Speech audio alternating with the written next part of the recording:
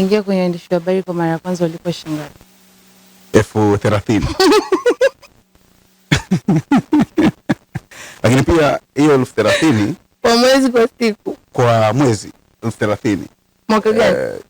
Miaka kadhaa imepita nyuma. Ni ngapi? Kama mingapi? Kwa sababu mpaka sasa hivi nina miaka kama kwenye uandishi wa habari, kwenye tasnia ninakaribia miaka 10 sasa hivi. Kwa hiyo nilianzia shilingi 30,000, lakini pia hiyo 30,000 sio kwamba ilikuwa ni ya uhakika kwamba unaipata tarehe fulani. Unaweza kukutana na mhasibu hiyo siku ukachangamka na kupa 30,000 yako imeisha. Yes. Kwa mshahara wangu wa kwanza kabisa ilikuwa ni shilingi 30,000. Wakati huo unapata story kwa dada ambaye anafanya mgahawani analipa 2,000 kwa siku. Lakini mimi nikipiga hesabu kwa mwezi na maana nalipa buku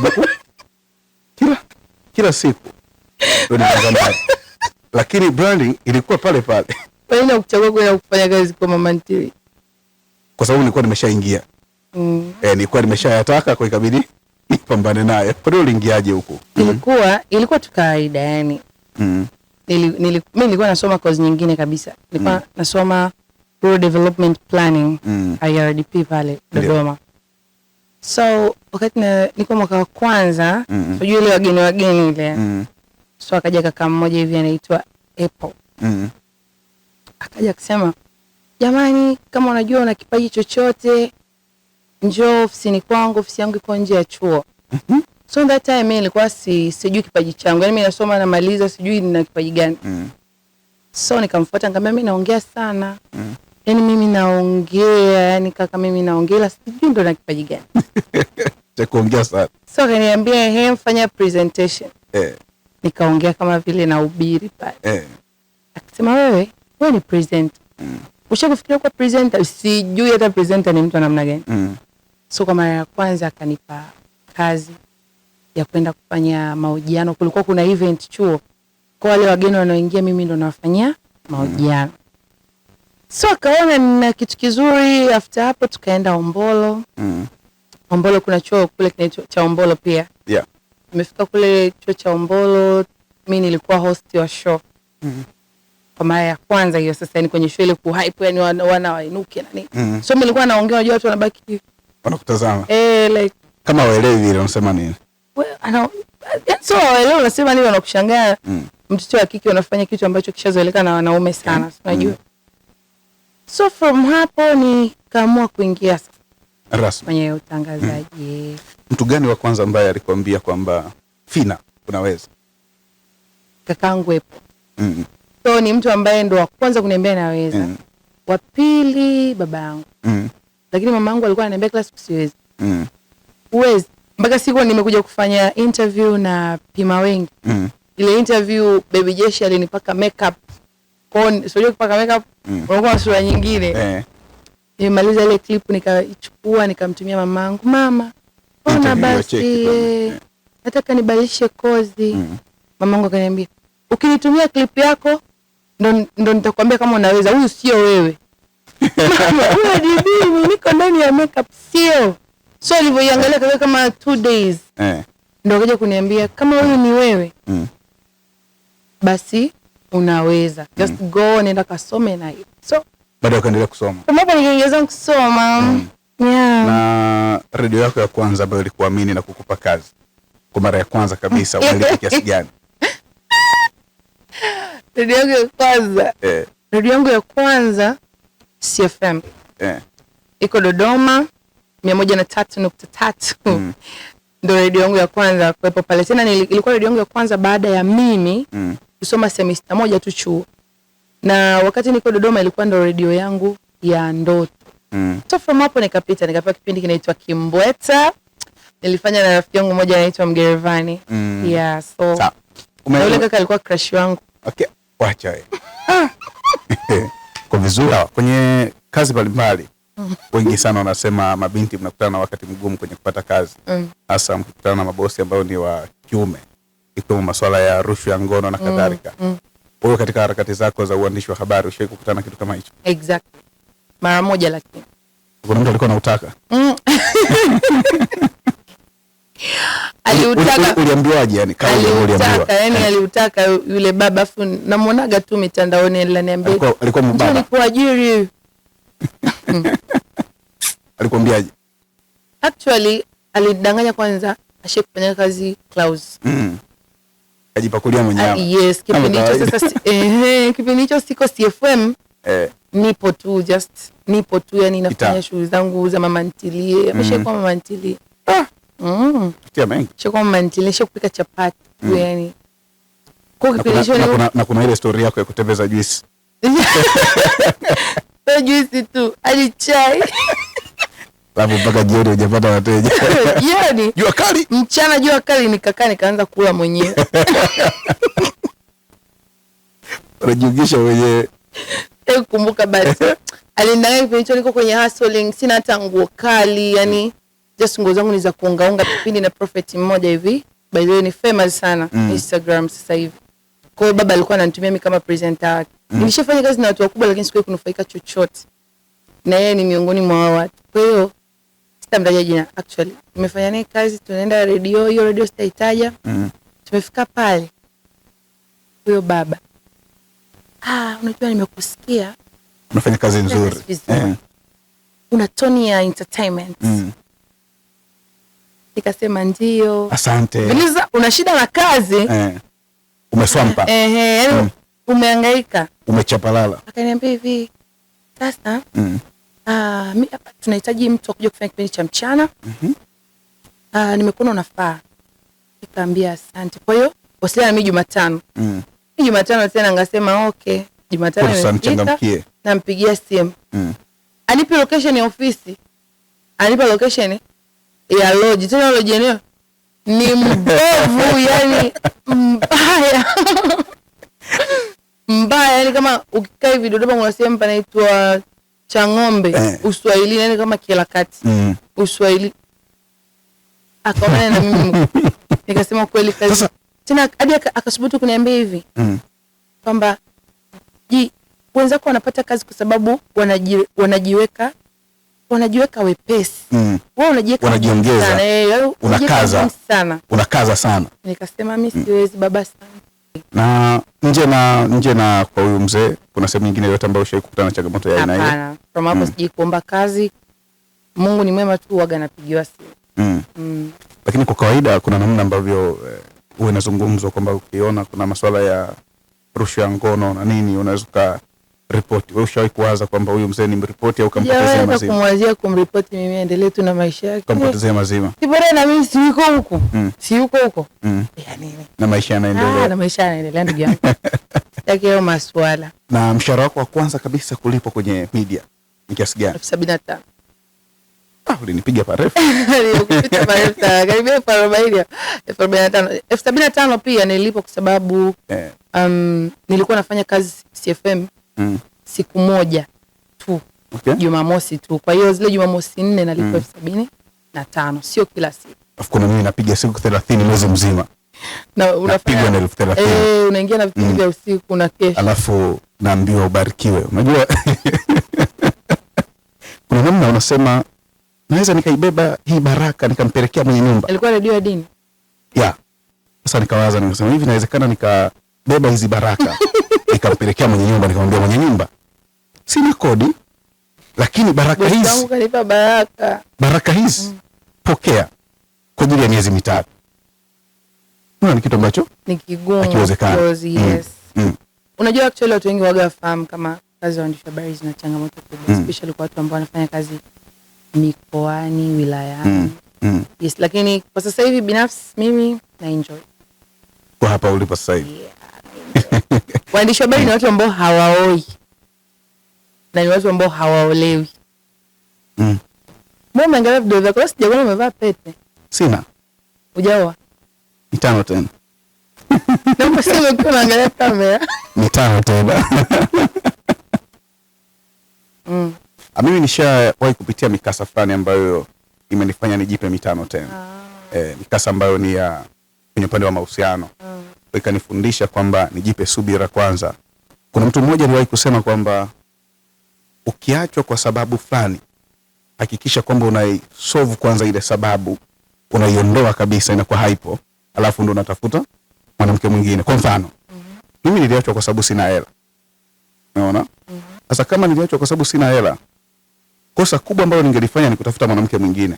Najua tu ningeachwa tena. Kwa hiyo unazitafuta? Kwa nazitafuta hela. Mpaka sasa hivi? Mpaka sasa hivi. Una miaka mingapi? Kuna kiwango ambacho inabidi nikifikie. Una miaka mingapi? Mingi sana. Sawa.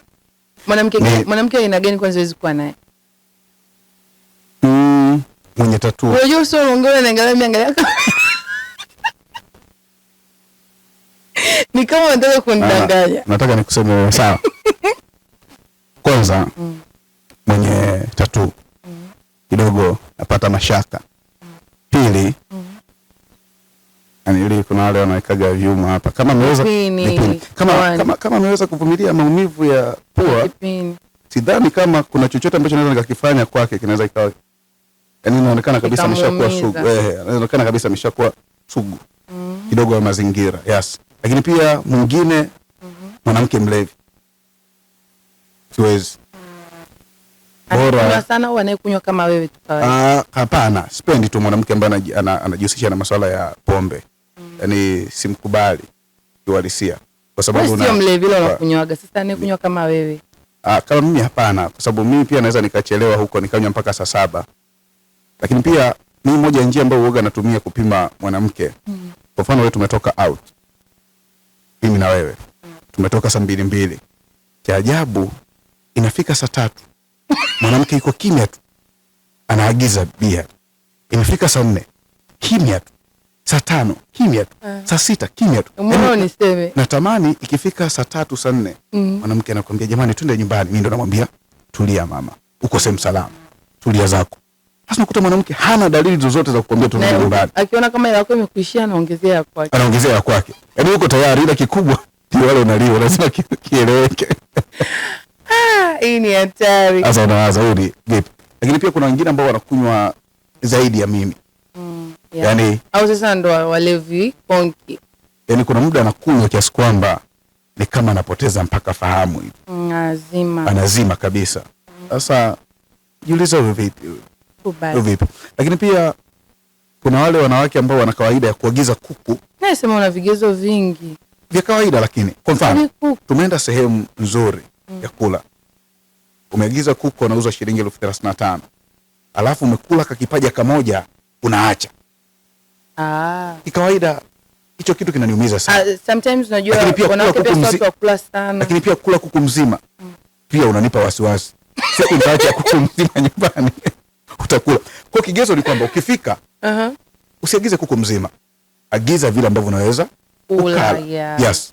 Hata nini? Hata nisemaje, principles za mwanamke feminine zinasema hivi. Kwamba ukifika agiza unachoweza kula ambacho ushagizoea kukila, usiagize ambacho ukijui. Lakini pia ambacho unaweza kukilipa ikitokea nimekutoroka, kwa sababu lolote linaweza kutokea pia muda wowote. Yaani agiza pia chochote ambacho unaweza kukilipa muda wowote. Kwa sababu kuna watu ambao unamuita anakuja na wenzake 3, 4, 5. Mimi nawakaribisha vizuri sana mashemeji na nawakarimu. Inawezekana nawaagizia vitu vya thamani. Ila mimi milango naijua mingi ya baa kuliko kawaida. Kwa hiyo nikichomoka ama mtadeki hiyo baa ama mtafanya nini, lakini itakuwa ni kazi kwenu. Super. Wanawake wawe makini. Wawe makini sana. Basi hatuna namna, inabidi wifi tu ajitahidi kwa kweli. Lakini hatua niliyofikia naona kama kutongoza nimechoka. Naweza nikabandika bango popote tu natafuta mke. Wanawake wana kawaida wakiwa wanataka wanaume wanavaa mashela barabarani wanasema atokea kuniua. Amnioi. Nasema tatizo mpaka jitokeza hivyo ni ameshakuwa dakika za jioni. Yaani tatizo ndio hilo. Yaani kwa mfano wengi wakiona amechoka. Kwa mfano adui mkubwa sana wa mwanamke ni muda. Yaani hakuna kitu kingine, ni muda. Binti akiwa na miaka 22, 23, watu wanaomba namba ni wengi sana. Kwa siku inawezekana anatongozwa hata na watu 20. Ni muda ambao binti anakuwa yuko kwenye peak ambao binti anajiona ni kila kitu. Unaona? Ambao anaona anachaguo lile analotaka. Utasikia anataka mwanaume mrefu, mweusi, amejazia, ana hela, ana gari. Sasa ukifikiria kwa kawaida unaona amewataja wanaume 5 kwa wakati mmoja. Unaona? Yaani mwambie chukua udongo. Sasa ikifika miaka 25 utasikia akija hata mfupi kama Mr. TK ni sawa. Kikubwa awe na hela kidogo. Ikifika 27 awe tu anachakalika, yani mwanaume awe anachakalika. Mpambanaji, tukikuwa ni mpambanaji tunakula sawa. Ikifika 30 unawaona kwa maaposto kule. Mungu nipe kupumua. Yoyote anayepumua. Akili tutumia zangu. Yani wameacha hata kigezo cha akili timamu sasa hivi. Anakuambia akili tutumia za kwangu. Kwa adui mkubwa ni muda. Wengi wanashindwa kuheshimu muda, lakini pia wanashindwa kuwa wavumilivu. Hali ambayo inapelekea wengi wetu, kwa mfano sasa hivi ukianza ukiangalia idadi ya wanaume ambao ni hawajaoa na wanawake ambao hawajaolewa, unagundua wanawake ambao hawajaolewa ni wengi sana. Imefika hatua sasa hivi wanawake mnatafuta hela, mnatuoa sisi wanaume. Of course. Na sisi wanaume tumefika muda ile 50 kwa 50 tunategemea pia iwe hata kwenye upande wa maokoto. Unajikuta mwanaume ametulia zake tu ana maokoto yake, lakini anasubiri pia na wewe ulete maokoto yako. Maximum kwa siku unaweza kutongozwa na wanaume wangapi? Hizo wanaume watongozi inaweza kaisha la hawaja kutongoza. Yaani siku hizi unataka kusema soko ni gumu na mashida nini? Siku hizi ni kama mmejanjaruka. Au ni maeneo ninayopita mimi. Yaani mtu anaweza namba tuombi? Kwenye namba mnaomba. Na tukutafute.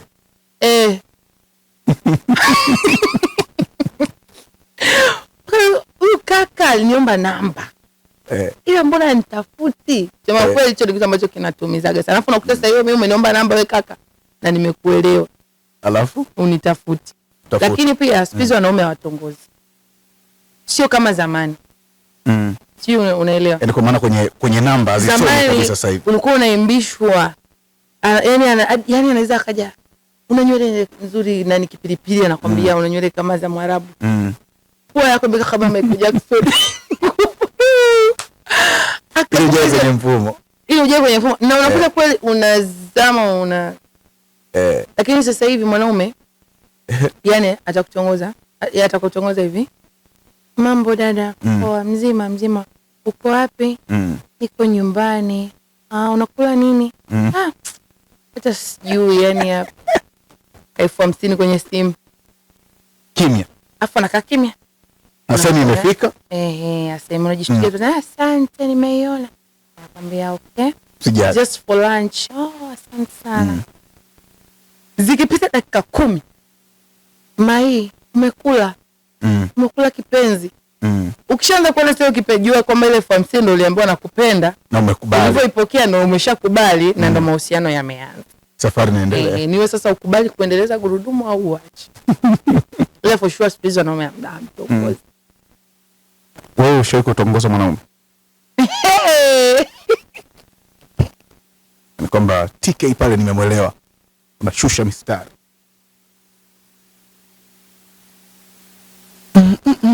Kama sio juhudi za mwereze. Sema.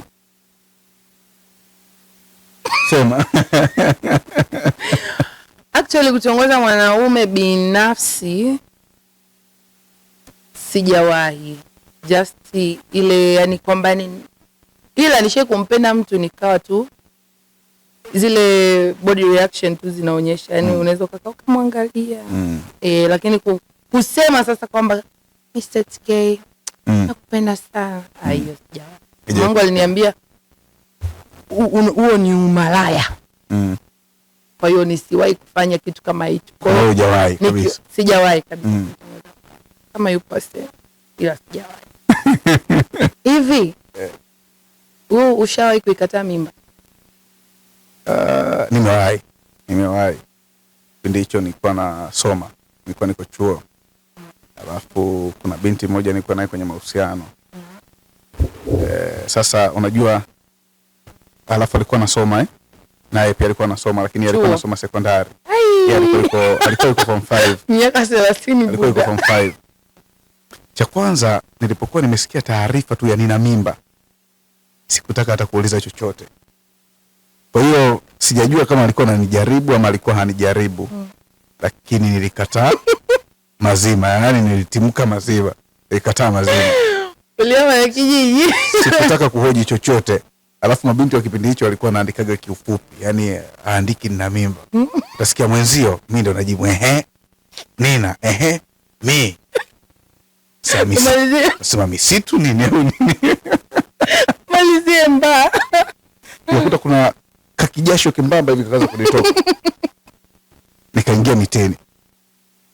Kwa kesi ikawa imeisha hivyo. Sasa baada ya hapo hakukuwa na mawasiliano mengine tena. Baadaye nikaona naendelea na chuo na nini hivyo. Kwa sikujua ambacho kilikuwa kimetokea pale katikati. Ushawahi kudate mshangazi?